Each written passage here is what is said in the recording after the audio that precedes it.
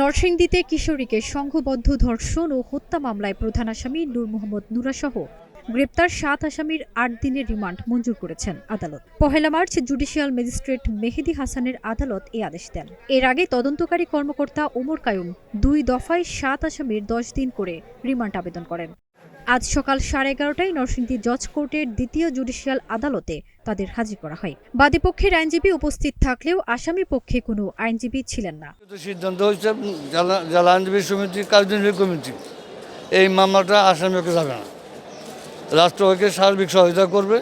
আবার আমরা চাই এই মামলা পুলিশ যদি আন্তরিক হয় অত দ্রুত মামলা চার্জশিট দিবে, এবং যদি পুলিশ আন্তরিক হলে আমরা ৬ মাসের মধ্যে মামলাটা কমপ্লিট করতে পারবো।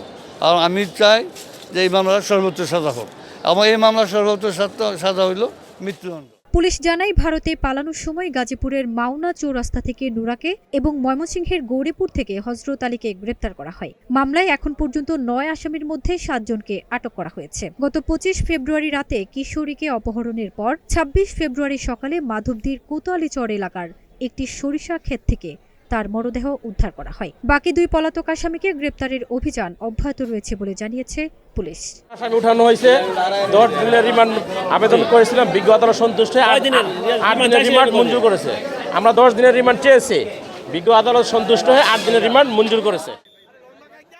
ফারজানা নিকিতা, নাগরিক প্রতিদিন।